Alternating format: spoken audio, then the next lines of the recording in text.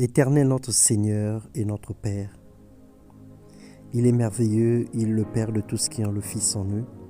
Sa parole est vérité et elle se manifeste dans la vie de ceux qui croient en elle sans l'ombre de doute. Bienvenue dans notre partage quotidien. Bonjour bien-aimés frères et sœurs. Nous allons partager sous le thème « Agir sur la parole de Dieu ». Dans Luc 5, le verset 3, la Bible déclare « Il monta dans l'une de ses barques, il Jésus, qui était à Simon, et il le pria de s'éloigner un peu de terre. Puis il s'assit de la barque. Il enseignait la foule. Lorsqu'il eut cessé de parler, il dit à Simon, « Avance en pleine eau et jetez vos filets pour pêcher. »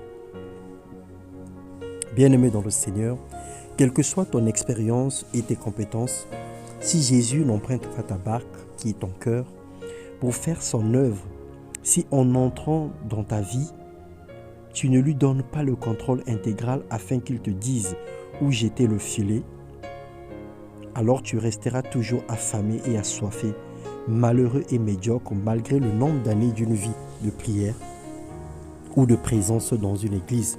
Malgré ta connaissance, malgré tout ce que tu sais, tout ce que tu as dans ta vie, tu resteras toujours malheureux.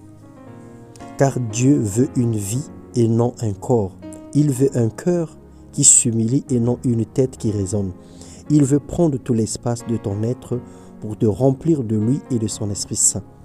Dans Luc 5, le verset 5, la Bible déclare « Simon-Pierre lui répondit « Maître, nous avons travaillé toute la nuit sans rien prendre, mais sur ta parole, je jetterai le filet. » Simon-Pierre était un homme expérimenté à la pêche, mais il s'est rendu compte que la parole du Maître avait plus d'importance que ses années d'expérience et son intelligence. Seule la bénédiction de l'Éternel qui enrichit. Le souhait de Dieu est que tous ceux qui ont le Fils en eux, prospèrent et soient en bonne santé, en paix, en étant dans l'abondance. Le seul problème, c'est que la capacité que chacun a à donner toutes les chambres de sa vie à Dieu, à laisser Jésus-Christ entrer et accomplir son œuvre en nous. Sans l'obéissance et la soumission à Dieu, nos barques resteront vides. Élargis ta vision et laisse Dieu prendre le contrôle total de ta vie. Offre-lui tout l'espace de ton cœur, confie-le.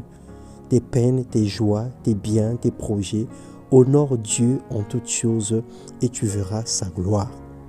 Alors le Seigneur est merveilleux et il veut que nous puissions lui laisser le contrôle total de notre vie.